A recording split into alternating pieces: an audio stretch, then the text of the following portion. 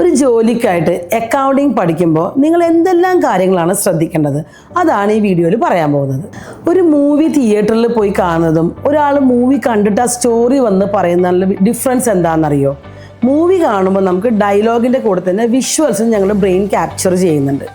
പക്ഷെ സ്റ്റോറി പറയുമ്പോൾ ജസ്റ്റ് ഒരു തിയററ്റിക്കലായിട്ടൊരു കഥ പറയുമ്പോൾ കേൾക്കുന്നത് മാത്രമേ ഉള്ളൂ. സെയിം ഡിഫറൻസ് ആണ് ഒരു തിയറി ക്ലാസ്സും ഒരു പ്രാക്ടിക്കൽ ക്ലാസ്സും തമ്മിൽ നമ്മൾ കാണുന്നത്. ഇപ്പോൾ +2 ഡിഗ്രി PG പ്രൊഫഷൻസ് ഒക്കെ പഠിക്കുമ്പോൾ തിയററ്റിക്കൽ നോളജ് നന്നായിട്ട് കിട്ടും, ചിലപ്പോൾ ബേസ് ആയിട്ട് കിട്ടും, ഡീപ്പായിട്ട് കിട്ടും. പക്ഷെ അത് വിഷ്വലായിട്ട് ക്യാപ്ചർ ചെയ്യണമെങ്കിൽ അതിൻ്റെ പ്രാക്ടിക്കൽ ഏരിയയും കൂടെ സ്ട്രോങ് ആയിരിക്കണം. സോ ഞങ്ങളിപ്പോൾ ഒരു ജോബാണ് ഇപ്പോൾ ഞങ്ങളുടെ ടാർഗറ്റ് എങ്കിൽ തിയറി ക്ലാസ് കഴിഞ്ഞാൽ നെക്സ്റ്റ് ഞങ്ങളുടെ എയിം എന്താണെന്ന് വെച്ചാൽ ഒരു പ്രാക്ടിക്കൽ ട്രെയിനിങ്. എങ്ങനത്തെ practical training? Skilled, developed, expertise. അപ്പോൾ ഞങ്ങൾ ഇൻസ്റ്റിറ്റ്യൂട്ട് ചൂസ് ചെയ്യുമ്പോൾ അതുപോലത്തെ ഇൻസ്റ്റിറ്റ്യൂട്ട് ചൂസ് ചെയ്യണം. ബിക്കോസ് ജോലി ഞങ്ങളുടെ നോളജ് മാത്രമല്ല, അവിടെ ഫേസ് ചെയ്യണ ഇൻ്റർവ്യൂ ആണ്. ഇൻ്റർവ്യൂ ബോർഡിൻ്റെ മുമ്പിൽ പോകുമ്പോൾ എല്ലാ തിയററ്റിക്കൽ നോളജും ഞങ്ങളുടെ മനസ്സിലുണ്ട്, പക്ഷെ ഇത് പറയാനുള്ള കഴിവും കൂടെ വേണമെങ്കിൽ mock interviews, practical classes, expert classes, interactive classes, ഇങ്ങനത്തെ ക്ലാസ്സസ് നമുക്ക് കിട്ടണം. പണ്ടൊക്കെ CBSE സ്കൂൾസ് എന്ന് പറയുമ്പോൾ ഇംഗ്ലീഷ് മാത്രം സംസാരിക്കണം എന്നൊരു സ്ട്രിക്റ്റ് ഓർഡേഴ്സ് ആയിരുന്നു. പക്ഷേ ഇപ്പോൾ കാലം മാറി. പിള്ളേർക്ക് എത്ര പറഞ്ഞാലും അവർ ഫ്രണ്ട്സ് തമ്മിൽ കൂടുമ്പോൾ അവർ മലയാളം അവരുടെ ലോക്കൽ ലാംഗ്വേജസ് സംസാരിക്കും. പിന്നെ എന്താ അതിന് എഫക്റ്റ് വരുന്നത് വെച്ചാൽ ഞങ്ങൾ ജോലിക്കൊക്കെ പോകുമ്പോൾ ആ ഇംഗ്ലീഷ് സംസാരിക്കാൻ ഞങ്ങളുടെ മനസ്സിലുണ്ട്, പക്ഷേ ആ ഒരു കോൺഫിഡൻറ്റോടെ പറയാനുള്ള ആ ഒരു സ്കില്ല് പിള്ളേർക്ക് നഷ്ടപ്പെട്ടു. എല്ലാവരും ബ്രോക്കൺ ഇംഗ്ലീഷാണ് പറയണത്. ചിലർക്ക് ആ ബ്രോക്കൺ ഇംഗ്ലീഷ് പോലും പറയാൻ ബുദ്ധിമുട്ടാണ്. ഇതെല്ലാം അവർ ഫേസ് ചെയ്യാൻ പോകുന്നത് ഒരു ജോലിക്ക് കയറുമ്പോഴാണ്. അപ്പോൾ ഒരു ഇൻസ്റ്റിറ്റ്യൂട്ട് ഞങ്ങൾ തിരഞ്ഞെടുക്കുമ്പോൾ ആ ഇൻസ്റ്റിറ്റ്യൂട്ടിൽ പ്രാക്ടിക്കൽ നോളജ് മാത്രമല്ല ഞങ്ങൾക്ക് വേണ്ടത്, തിയററ്റിക്കൽ നോളജ് വേണം, പ്രാക്ടിക്കൽ നോളജ് വേണം. അതിൻ്റെ കൂടെ തന്നെ കമ്മ്യൂണിക്കേറ്റീവ് സ്കിൽസും കൂടെ ഡെവലപ്പ് ചെയ്യുന്ന ഒരു ഇൻസ്റ്റിറ്റ്യൂട്ട് ആണെങ്കിൽ അത് ഇൻ്റർവ്യൂസിനും ഫർദർ ജോലികൾക്ക് പോകുമ്പോൾ, ജോലിക്ക് ഞങ്ങൾ ഇന്ത്യയിൽ മാത്രമല്ല കേരളയിൽ മാത്രമല്ല, കേരളമാണെങ്കിൽ മലയാളം മതി, പക്ഷേ കേരളക്ക് പുറത്ത്, ഇന്ത്യക്ക് പുറത്തൊക്കെ പോകുമ്പോൾ ഞങ്ങൾക്ക് ലാംഗ്വേജ് വേണം. അവിടെ ഹിന്ദി അത്ര വലിയ ഇമ്പോർട്ടൻസ് ഇല്ല, ഹിന്ദി നോർത്ത് ഇന്ത്യൻ സ്റ്റേറ്റ്സിൽ മാത്രം മതി. പക്ഷേ ഇംഗ്ലീഷ് ഏതൊരു കൺട്രിയിൽ പോയാലും എവിടെ പോയാലും ഇംഗ്ലീഷ് വളരെ ഇമ്പോർട്ടൻസ് ആണ്. സ്റ്റാർട്ടിങ് തൊട്ടേ ഞാൻ പറയുന്നുണ്ട് പ്രാക്ടിക്കൽ സ്കിൽസ്. എന്താണ് ഈ പ്രാക്ടിക്കൽ സ്കിൽസ്? ഒരു അക്കൗണ്ടിങ് പഠിക്കുന്ന കുട്ടിക്ക് വേണ്ട പ്രാക്ടിക്കൽ സ്കിൽസ് എന്ന് വെച്ചാൽ കുറച്ച് അക്കൗണ്ടിങ് സോഫ്റ്റ്വെയർസും കുറച്ച് ഓൺലൈൻ ഫയലിങ്സ് ഒക്കെയാണ്. എന്താണ് ഈ അക്കൗണ്ടിങ് സോഫ്റ്റ്വെയർസ്? അക്കൗണ്ടിങ് സോഫ്റ്റ്വെയർസിൽ മേജറായിട്ട് വരുന്നതാണ് ടാലി പ്രൈം. ഇപ്പോൾ ടാലിയുടെ ലേറ്റസ്റ്റ് വേർഷനാണ് Tally prime.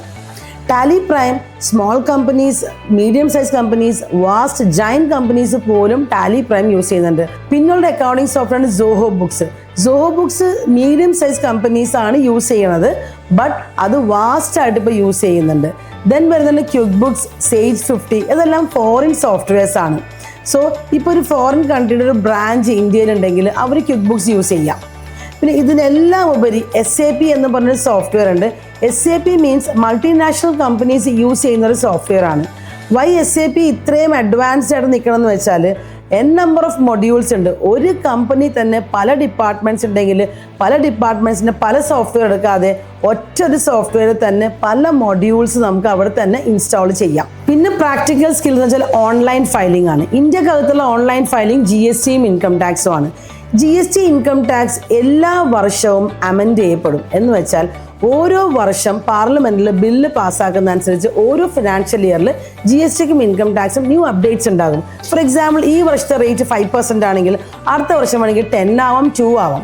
So every year GST income tax updates പോയിക്കൊണ്ടിരിക്കും. അതിനെ പറയുന്നത് അമെൻമെൻറ്റ്സ് എന്ന് പറയും.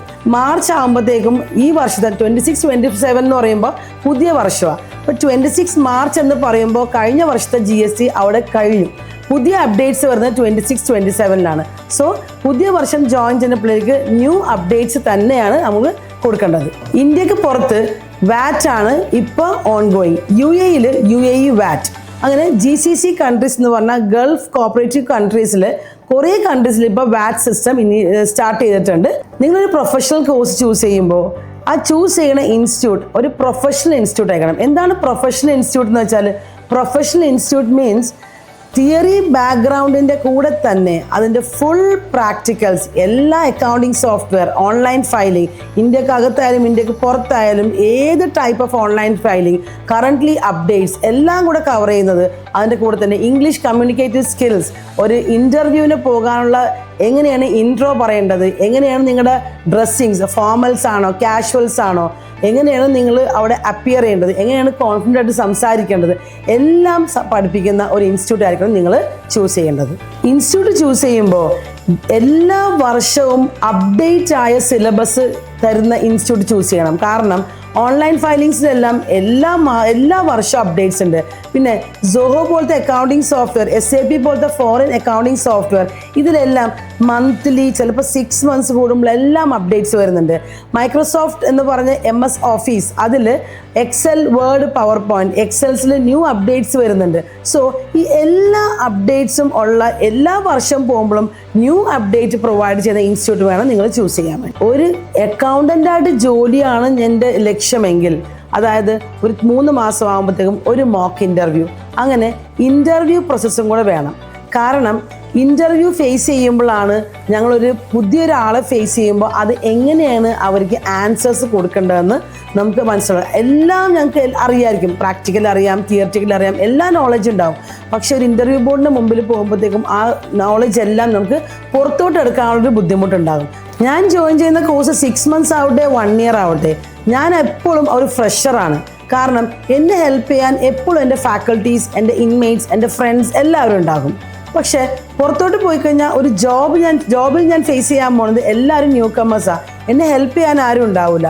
സോ ഫ്രഷറിൽ നിന്ന് ഞാൻ ഒരു ജോബിലോട്ട് പോകുന്നതിന് മുമ്പ് ഒരു ഇൻറ്റേൺഷിപ്പ് ട്രെയിനിങ് എന്ന് പറയും. ഇൻറ്റേൺഷിപ്പ് ട്രെയിനിങ് മീൻസ് ഒറിജിനലായിട്ട് ഒരു ഓഫീസിലെ ബിൽസ്, ഫയൽസ്, ഇതെല്ലാം ഒറ്റയ്ക്ക് ചെയ്യാനുള്ള കഴിവിനാണ് ഇൻറ്റേൺഷിപ്പ് ട്രെയിനിങ് എന്ന് പറയുന്നത്. ഒരു ഇൻറ്റേൺഷിപ്പ് ട്രെയിനിങ് 3 months 6 months കിട്ടുന്ന ഒരു കാൻഡിഡേറ്റ് ആണെങ്കിൽ എവിടെ ജോലിക്ക് പോയാലും വളരെ കുറച്ച് ട്രെയിനിങ്, ചിലപ്പോൾ ട്രെയിനിങ് കിട്ടിയില്ലെങ്കിൽ പോലും ആ കുട്ടിക്ക് നന്നായിട്ട് ജോബ് ചെയ്യാൻ പറ്റും. സോ ടു കൺക്ലൂഡ്, നിങ്ങൾ എപ്പോൾ ഒരു ഇൻസ്റ്റിറ്റ്യൂട്ട് ചൂസ് ചെയ്യുമ്പോഴും ആ ഇൻസ്റ്റിറ്റ്യൂട്ടിൽ നിങ്ങൾ നോക്കേണ്ടത് നല്ല ട്രെയിനിങ്, നല്ല കമ്മ്യൂണിക്കേറ്റീവ് സ്കില്ല് കിട്ടുന്നുണ്ടോ, നല്ല പ്രാക്ടിക്കൽ, അതിൻ്റെ കൂടെ തന്നെ ഡീപ്പ് തിയററ്റിക്കൽ നോളജ് തരുന്നുണ്ടോ, നല്ല ഇൻട്രാക്റ്റീവ് സെഷൻസ് ഉണ്ടോ, ഇത് എല്ലാം കൂടിയ ഒരു ഇൻസ്റ്റിറ്റ്യൂട്ടിൽ നിന്നാണ് നിങ്ങൾ പഠിച്ച് ഇറങ്ങുന്നതെങ്കിൽ തീർച്ചയായിട്ടും നിങ്ങളുടെ മനസ്സിൽ നിങ്ങളുടെ സാലറി സ്കെയിൽ എന്താണാവോ, എങ്ങനത്തെ സ്ഥാപനത്തിൽ നിങ്ങൾ കയറാനാണോ ആഗ്രഹിക്കുന്നത്, അതുപോലുള്ള സ്ഥാപനത്തിൽ തീർച്ചയായിട്ടും നിങ്ങൾ പ്ലേസ്ഡ് ആവും. Audi Group of Institutions, the most trusted quality training provider.